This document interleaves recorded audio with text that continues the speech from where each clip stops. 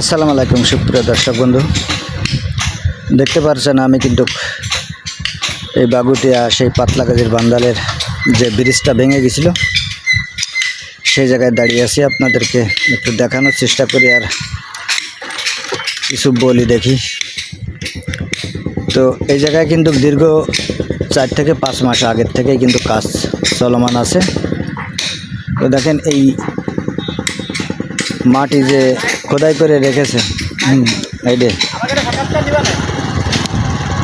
এই যে পাথর কুয়া এটা ভেঙেছে। এই যে দিকে বড় কাজকর্ম চলমান আছে, খোদাইয়ের কাজ।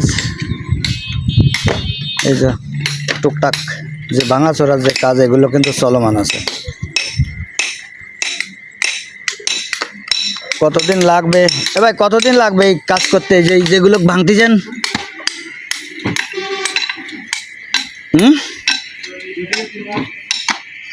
2 থেকে 3 মাস।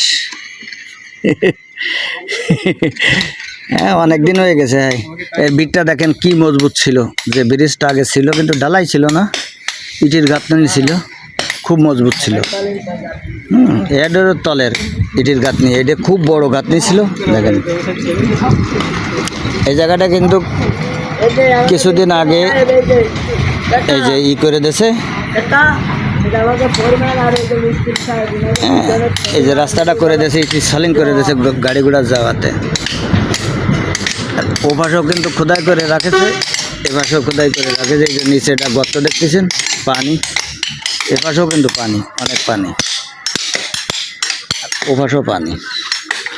তো এভারেজ মিলে কাজ কিন্তু চলমান আছে। তো আপনারা দেখতে পাচ্ছেন এই জায়গায় লেবার যারা আছে তারা কিন্তু কেউ ইট ভাঙতেছে, কেউ হাতুড় মারতেছে, বিভিন্ন ধরনের কাজকর্ম জায়গায় চলমান আছে। তো খুব কাজে মনে হয় খুব এগোবে।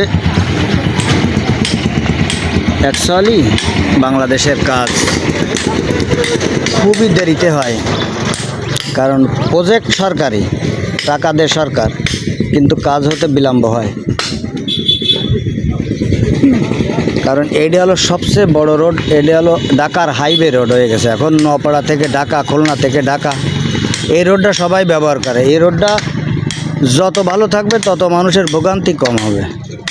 তো এই ব্রিজটা 4 থেকে 5 মাস হয়ে গেছে।